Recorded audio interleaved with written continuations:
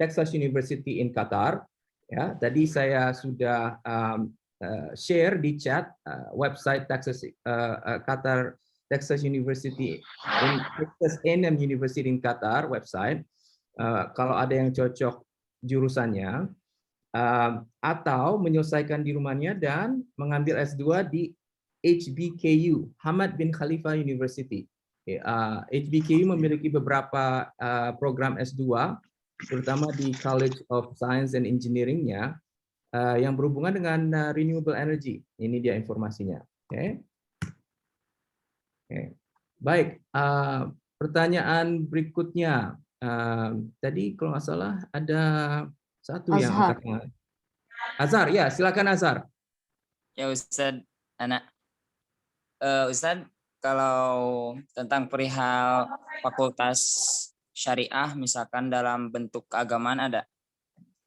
Ada, itu di HBKU College of Islamic Studies. Tapi sepengetahuan saya itu hanya menerima program S2 dan kalau nggak salah S3. Jadi untuk S1 saya kurang tahu, mungkin di Qatar University ada program tersebut. Nah, sebaiknya Azhar mengunjungi situs-situs universitas tersebut ini dan mempelajarinya dengan baik, dengan seksama. Ya, semua informasinya ada di sana. Jika nanti Azhar menemukan program yang tertarik dan ingin melamar, kami bisa bantu. Kami di sini, saya dan kawan-kawan PPIQ. Terima kasih. Ya, sama-sama. Ya, silakan Alicia.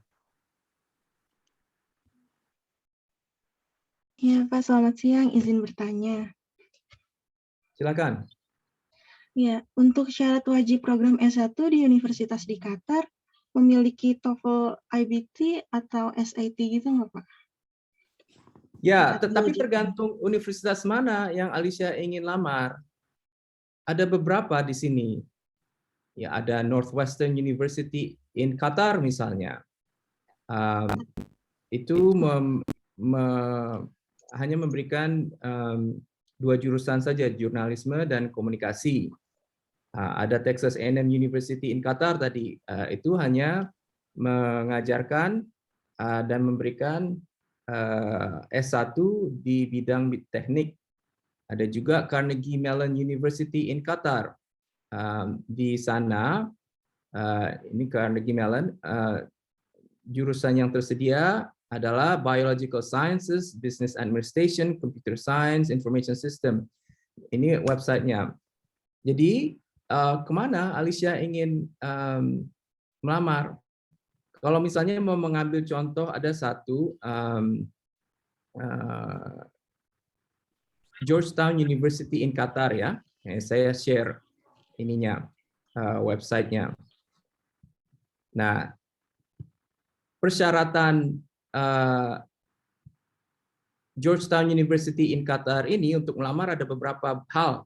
Mengisi formulir, menulis personal statement, menyediakan transkrip resmi SMA atau secondary school ya, di mana Alicia menyelesaikannya. Sekarang ini counselor report, jadi laporan dari satu counselor, school counselor atau advisor di sekolah. Teacher report, laporan dari salah satu guru yang mengenal Alicia dengan baik, dan tes skor dari TOEFL, Duolingo atau IELTS. Perlu juga mengambil SAT, ujian SAT namanya. Dan ujian SAT ini wajib.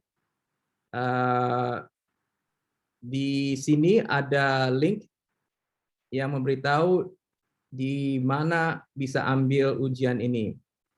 Jadi tolong dibaca dulu persyaratannya dengan baik. Oke, kalau ada pertanyaan ya di sesi berikutnya bisa dibawa dan nanti kami bisa coba jawab. mau kemana kuliahnya, Alicia? Tergantung universitasnya. Kalau ke Northwestern University in Qatar misalnya tidak diminta personal statement. Tapi kalau ke Georgetown tadi untuk mendapatkan S1 di namanya tuh School of Foreign Services, Bachelor of Science degree in Foreign Services, perlu personal statement. Nah, di sini nanti kami bisa bantu ya membuat personal statement atau mendapatkan dokumen-dokumen yang diperlukan sebisa kami tentunya. Jadi tolong dipelajari dulu. Ada lagi pertanyaan yang lain? Terima kasih, Pak. Saya sebut. Iza, ya silakan. Iya Pak, jadi kemarin lihat di website-nya Qatar University jurusan psikolog. Di situ terangannya itu harus ada IELTS. Saya waktu itu tes IELTS, band score-nya 7.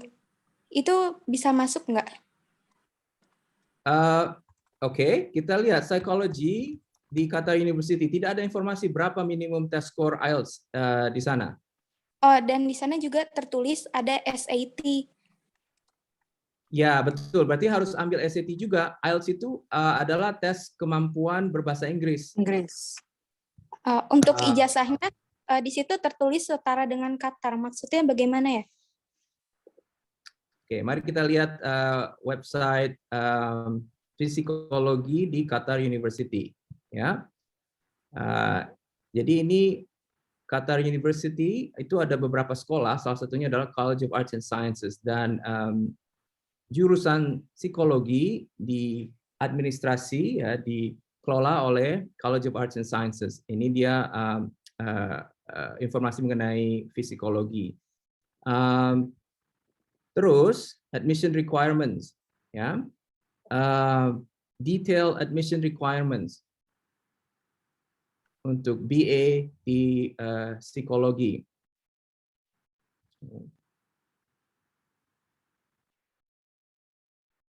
Nah, tadi kan psikologi itu di College of Arts and Sciences, ya. Diharapkan prestasinya di SMA itu di 70% yang top 70%, okay. Dan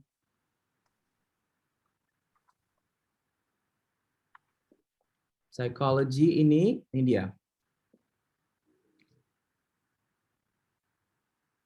Psikologi itu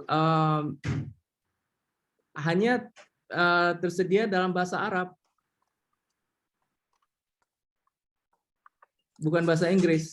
Jadi di Qatar University itu ada banyak program, ada banyak jurusan, tapi sebagian besar diberikan atau mata kuliahnya dilangsungkan dalam bahasa Arab.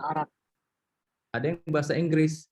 Nah, kalau Iza ingin belajar psikologi di Qatar University, persyaratan utama adalah mampu bahasa Arab.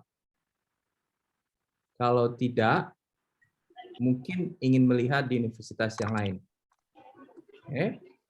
Itu informasi yang penting. Jadi untuk scholarship bagaimana? Untuk apa? Scholarship di sana. Scholarship juga ada informasinya di Qatar University. Nih, ya, di bagian scholarship. Ya, how to apply types of scholarship. Ini saya tulis di chat. Oke, bisa dibaca sendiri.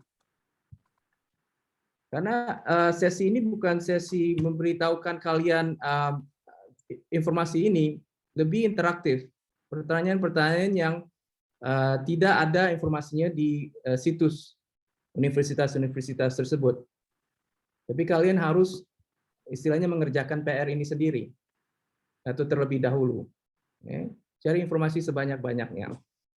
Dan makanya sesi ini hanya setengah jam, tapi berseri. Masih ada sesi-sesi berikutnya di minggu-minggu ke depan. Ya, silahkan Farhan.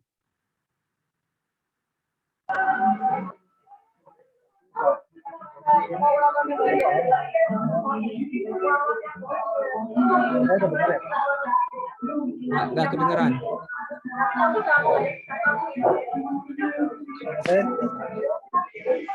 Agak ribut ya Farhan, bisa ditulis aja mungkin di chat. Ya. Di chat aja ditulis ya.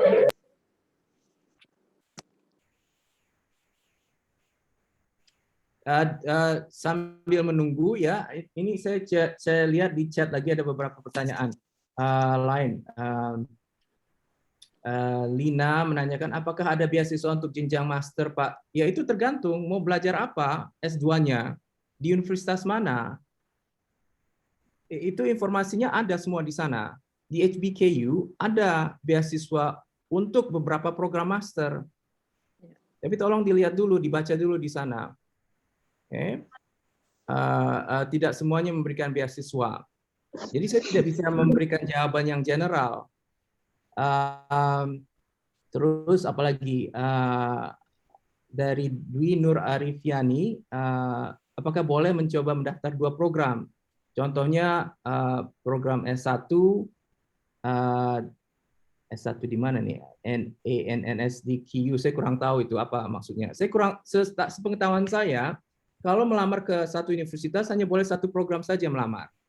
Okay. Tetapi di beberapa universitas bisa melamar, tapi tidak harus bilang ingin ambil jurusan apa. Seperti misalnya di Northwestern University in Qatar, tempat saya mengajar. Ya, itu salah satu kampus Amerika, Universitas Amerika yang ada di Qatar, memberikan 2 S1, jurnalisme dan komunikasi.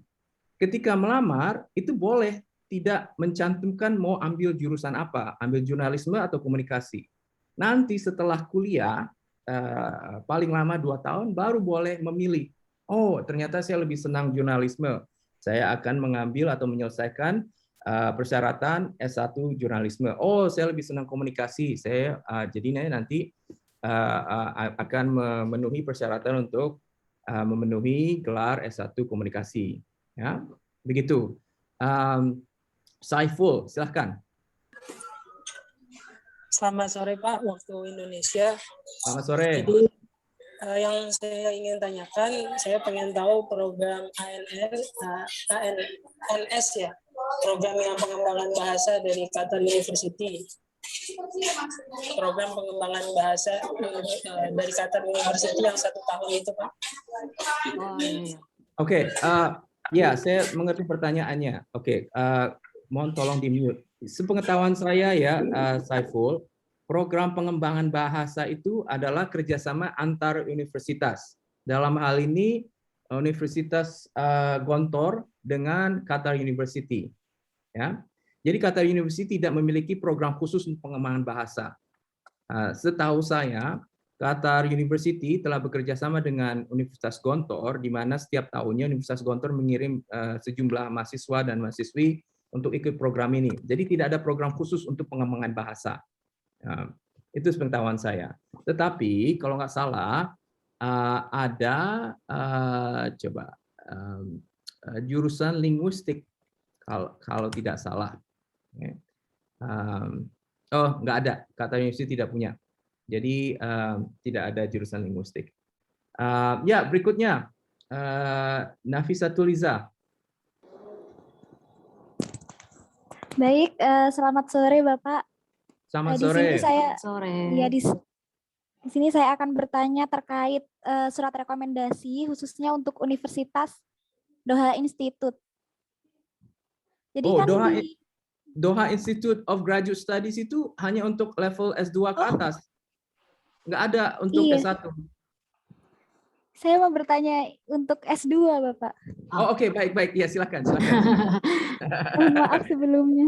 Nggak apa-apa. Tadi saya pikir ingin kuliah S1. Iya. Silakan. Iya.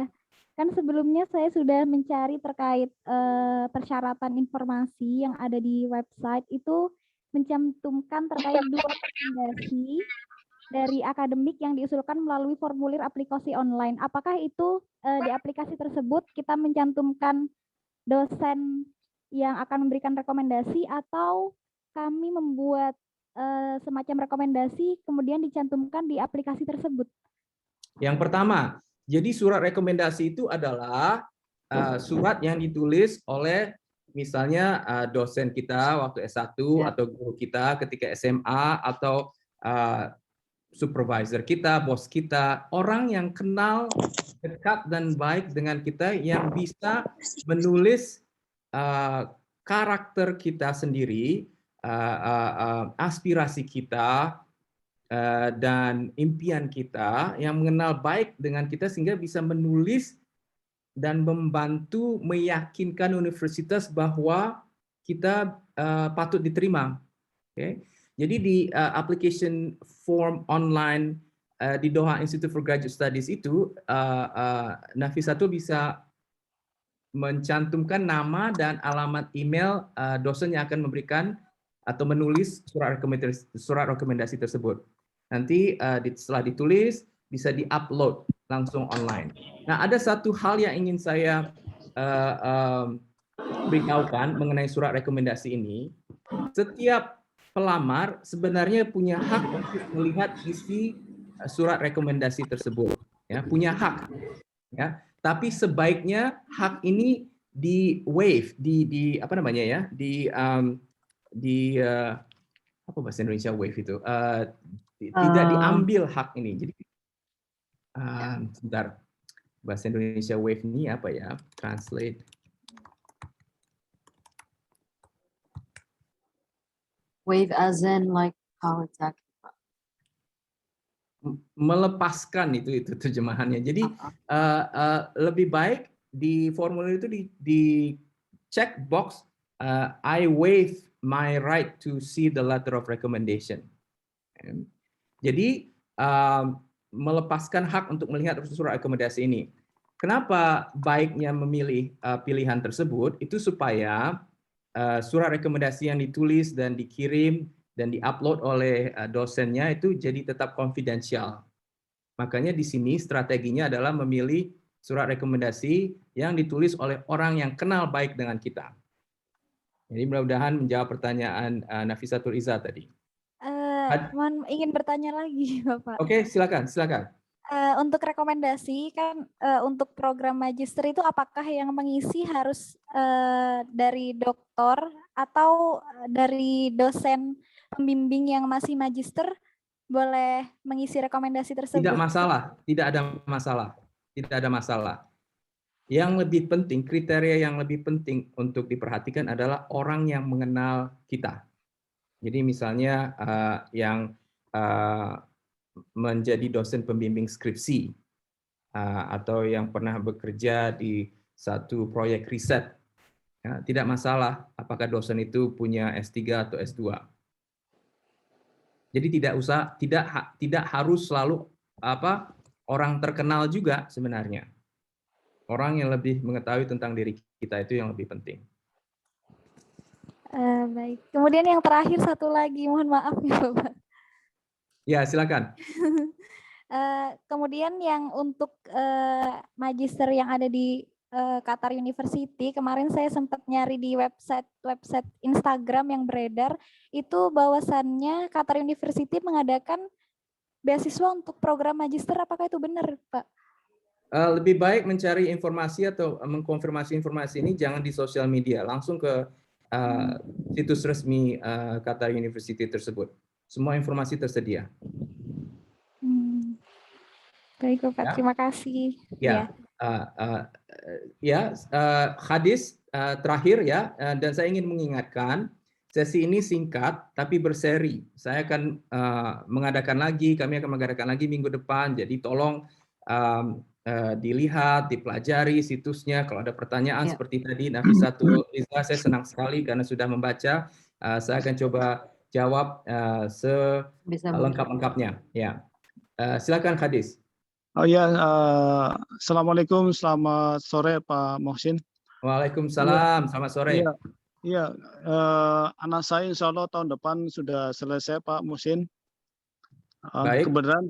Kebetulan dia kelahiran Qatar Pak Mohsin. Ya. Ya. Terus apakah ada prioritas Pak? Terus universitas mana saja yang untuk pemilihan untuk engineering? Dia tertarik dengan mechanical sama elektro, Pak. Itu aja, Pak. Ya, tidak ada prioritas, apakah si pelamar itu lahir di Qatar atau lahir di luar Qatar, orang Indonesia atau orang Kazakhstan. Yang dilihat adalah dokumen-dokumen yang diminta. Pertama, lengkap tidak, ya.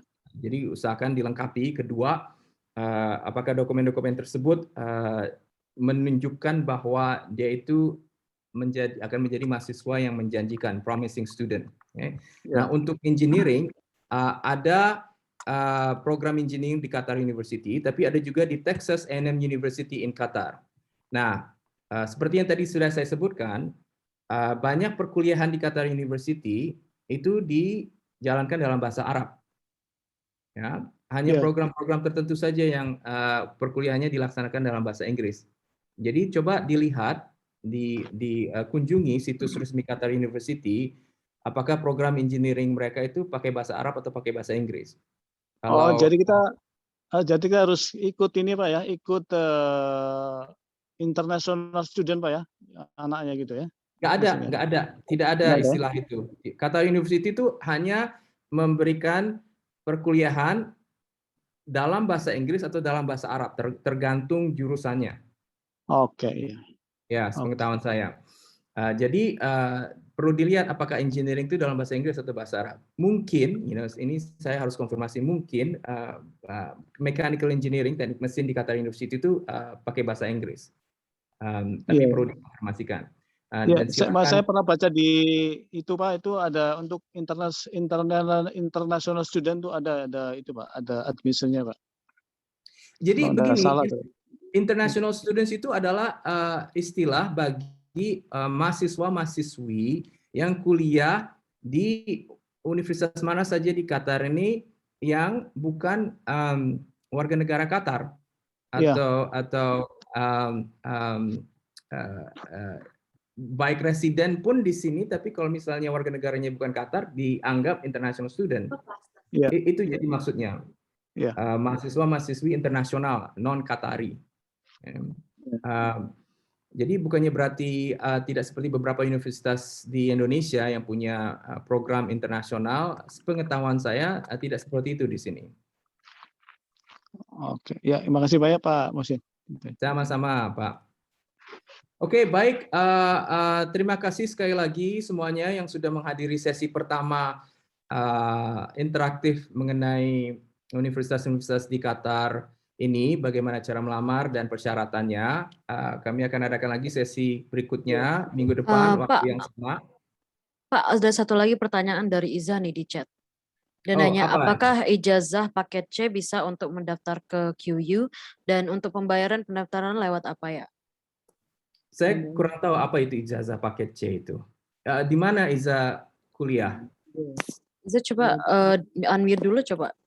Oh iya, paket C itu homeschooling. Jadi kalau yang di Indonesia itu paketnya paket C itu buat ijazah SMA yang homeschooling. Very nice. Saya kurang tahu tentang Qatar University, tapi I will find out. Saya akan cari tahu ini. Kalau ke Northwestern University misalnya in Qatar itu nggak masalah. Homeschool juga diterima. Jadi ijazah paket C diterima di Northwestern University in Qatar, dan pada umumnya di universitas-universitas Amerika Serikat yang punya kampus juga di sini. Ya, tapi saya kurang tahu tentang Qatar University. Akan saya lihat nanti. Paket C ya. Oke, itu sangat menarik. Jadi saya kurang tahu Iza, belum bisa jawab saat ini, tapi mudah-mudahan insya Allah saya bisa berikan jawabannya minggu depan. Oh ya, terima kasih Pak. Ya, di mana Iza menyelesaikan paket C ini? Di homeschooling PKBM dekat rumah. Di Qatar atau di Indonesia? Oh, di Indonesia. Di Indonesia, oke. Ya, oke, baik. Alright, oke. Ya, terima kasih banyak sekali lagi. Sesi kedua akan kami langsungkan di waktu yang sama. Dan mohon sekali lagi dibaca dulu semua informasi yang ada di situs. Lengkap. Kalau kurang mengerti istilah bahasa Inggrisnya, dicoba terjemahkan pakai Google Translate. Kalau masih belum mengerti juga, bawa Tanya ke pertanyaannya sini. ke sesi ini. Ya, Ya. oke. Ya, baik. Sekali lagi terima kasih banyak semuanya. Pertanyaan apa Oh. ini, Farhan? Oh, di atas Pak ada nih tanya dia soal komunikasi S2. S2 komunikasi kalau nggak salah Pak Anto. Iya. Oh iya, oke. Iya, apa pertanyaannya tentang Dia S2 bilang, komunikasi? saya membaca di Northwestern University untuk program graduate kok tidak ada tentang komunikasi, adanya MA Sport. Saya Iya, mencari tidak bidang komunikasi untuk S2, Pak. Iya, tidak semua universitas yang ada di Qatar ini memiliki program S2 yang sama dengan S1-nya. Karena kampusnya ini kan kecil dan tenaga pengajarnya juga belum banyak. Jadi yang baru ditawarkan adalah baru di sport communication actually sebenarnya. Ya, komunikasi olahraga. Itu spesialisasinya. Oke. Oke, baik. Terima kasih banyak. Saya harus mempersiapkan untuk pertemuan selanjutnya. Sampai ketemu lagi insya Allah minggu depan. Dan silakan bawa pertanyaan-pertanyaan yang lain kalau ada. Thank you Pak Anto. Ya. Terima kasih Pak. Selamat sore. Thank you, Pak Assalamualaikum Anto. warahmatullahi wabarakatuh. Terima kasih. Terima kasih.